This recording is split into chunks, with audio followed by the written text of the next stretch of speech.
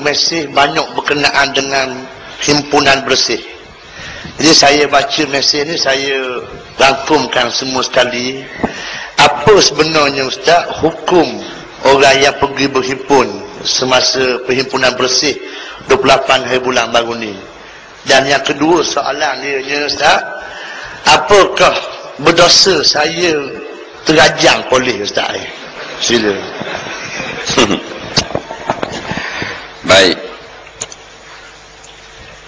Bersih ni setahu kita lah, iaitu perhimpunan aman, seperti mana perhimpunan di tempat lain. Benda tujuan ni, tujuan ni nak pergi gocok dengan pulih, kan? Tujuan ni nak pergi pecah kedak, bukan, tak ada.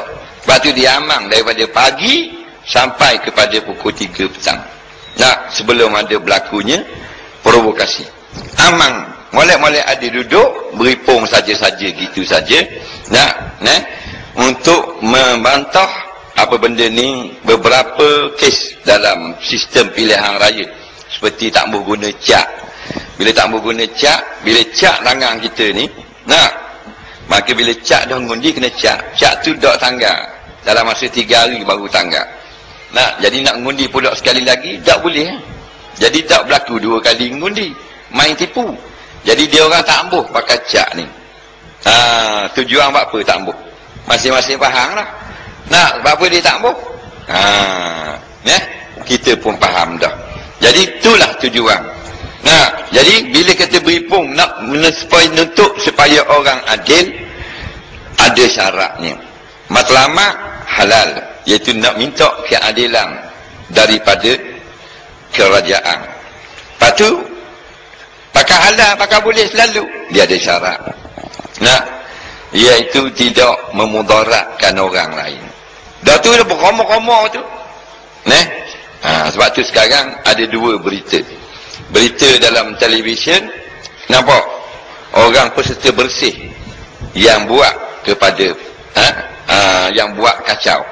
Tengok dalam internet pula orang lain yang kacau peserta bersih. Nampak? Gitulah sama-samanya yang berlaku. Jadi kalau kita beripung kerana nak mencari keadilan, dalam Quran pun suruh kita mencari keadilan. Kita nak hukum semua mesti kena adil. Jadi kalau siapa yang niat berhimpun untuk menuntut keadilan, maka dia dapat pahala insya-Allah di sisi Allah. Siapa yang berhimpun niat nak pergi kacau boleh, nak pergi katak boleh, nak pergi buat khianat ke boleh, maka dia berdosa kepada Allah. Tu jawapan dia. Okey, seterusnya Ustaz, banyak juga soalan macam ni Ustaz, kat 10 soalan. Kita ambil saja. Hak yang saya kata saya budak baik, baru ni saya pergi himpunan bersih Ustaz weh. Nasib saya malang. Masa hendak pulang, saya ditangkap polis dan teruk di belasah. Seolah-olah saya ni macam binatang sehingga pitang. Saya cedera parah. Saya ni budak baik Ustaz, kata dia sekali lagi ulang. Bertumbuk pun tak pernah. Apatah lagi bergaduh dengan orang. Apa hukumnya jika saya minta Allah turun bala atas polis yang belasah saya tu Ustaz? Sila. Baik, kita pergi yang kedua dulu. Dia pergi kat bersih atau perhimpunan lain, tiba-tiba dia dizalimi.